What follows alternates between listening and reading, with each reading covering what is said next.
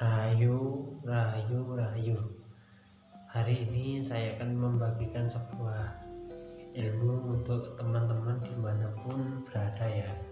Saya akan membahas tentang kekuatan pikiran, dan ini saya akan bahas tentang kekuatan pikiran tanpa mantra, tanpa hodam. Dan ini diaplikasikan untuk ilmu pemikat atau ilmu pengasihan. Jadi di dalam pikiran kita ini ada sesuatu yang namanya frekuensi gelombang yang bisa mengantarkan gelombang menyatakan sesuatu. Ini adalah suatu cerita ya.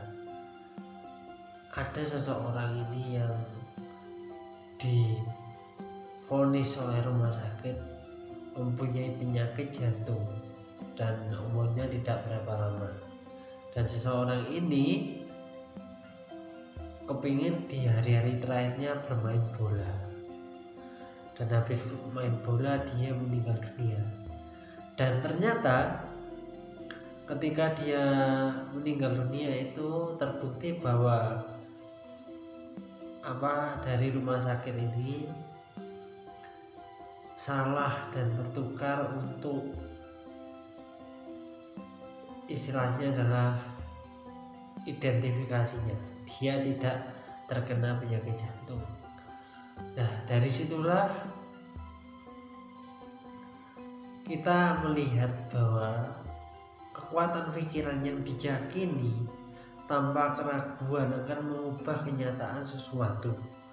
Dan di situ saya mengaplikasikannya sebagai media untuk menunjang para teman-teman sahabatku yang mempunyai kepentingan atau hajat khusus. Ini bisa dilakukan dengan kekuatan pikiran tanpa hodam, tanpa mantra, dan tanpa magic atau kronik atau ritual. Ini kita membahas tentang okkultisme atau kekuatan frekuensi gelombang pikiran. Di sini saya akan mengaplikasinya sebagai media untuk mempengaruhi pikiran orang tanpa kita melakukan ritual apapun. Tapi kita harus yakin, tidak ragu, dan melakukannya secara berulang-ulang. Contohnya seperti ini, melakukan secara berulang-ulang atau istiqomah ya, kalau di bahasa agamanya itu istiqomah.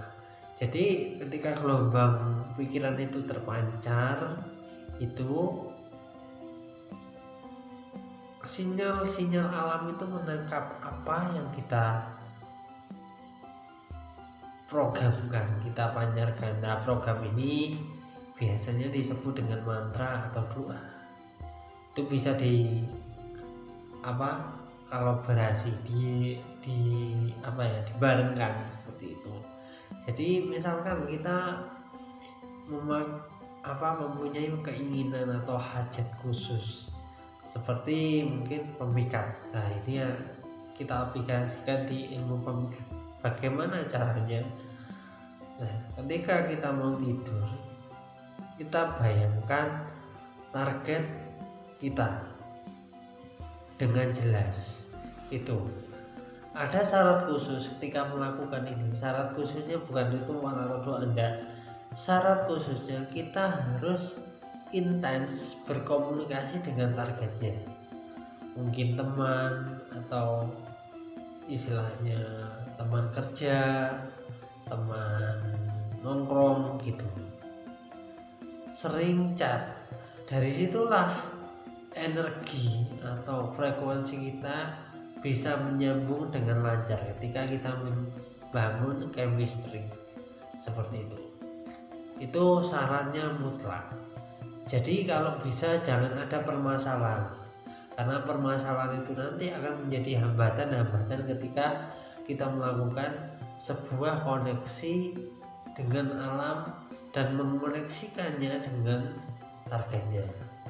Ya, itu dilakukan bisa ketika malam hari, ketika kita keadaan tenang, itu dibayangkan saja seperti Anda melihat bayangan saya di belakang saya ini, dibayangkan dengan seutuhnya dia.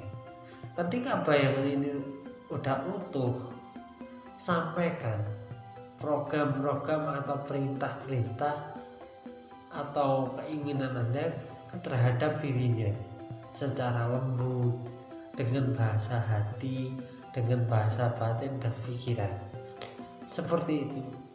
Nah, ada ciri-ciri di mana alkoholisme itu berhasil. Ciri-ciri pertama, ketika kita membayangkan visual energi atau siluet atau membayangkan seseorang ini tadi, dia bayangan ini akan utuh. Tapi ketika kita gagal, maka bayangan ini akan kabur dan pikiran kita akan semakin kalut. Kalau sudah berhasil, ini pikiran kita tenang karena gelombang yang ada di sini itu terpancar dengan maksimal, seperti itu. Jadi ini kekuatan pikiran yang tanpa kita ritual, kita mantra, ini bisa dilakukan. Tapi kalau kita mempunyai mantra khusus, mempunyai daya khusus, ini lebih dikombin, istilahnya dibarengkan, disatukan. Nah, ini menjadi energi yang berkali lipat. Itu lebih bagus ketika jalan berbarengan. Ini juga bisa dipakai untuk memanggil seseorang yang meninggalkan kita, itu juga bisa, asalkan frekuensi kita atau dia ini berkomunikasi dengan kita, itu lebih bagus. Tapi biasanya ketika orang itu pernah bermasalah, mungkin lebih lama waktunya. Kenapa kok lama? Karena frekuensi ini ketika masuk ke dalam tubuh seseorang ini atau pikiran seseorang ini akan terhalangi oleh memori-memori jelek, dan akhirnya kadang-kadang ini terhempaskan atau kembali itu. Jadi energi ini mengikuti pikiran, mengikuti alur yang kita programkan.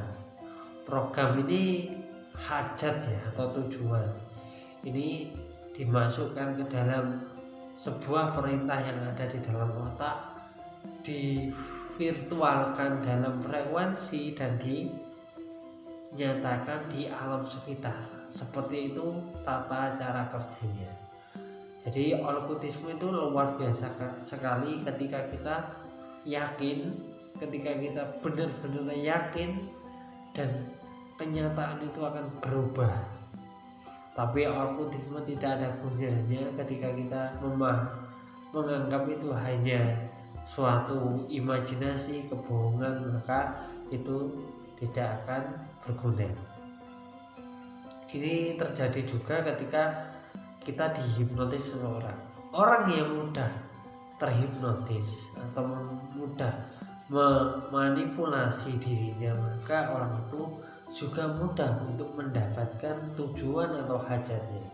Biasanya di situ akan mudah mendapatkan keyakinan apa tujuannya, karena dia gampang sekali meyakini dan memfokuskan diri terhadap sesuatu yang diinginkan. Itulah teman-teman. Kebalikannya, orang yang sulit untuk percaya, sulit untuk dihipnotis, dipengaruhi, kadang-kadang juga sulit untuk mempercayai dirinya sendiri dan sulit untuk membuat istilahnya kenyataan dalam dunia kekuatan pikiran. Seperti itu teman-teman. Ini adalah kekuatan yang lahir dari diri kita, anugerah yang maha kuasa terhadap diri kita. Kekuatan pikiran yang kita anggap sebuah imajinasi ternyata bisa dimanfaatkan.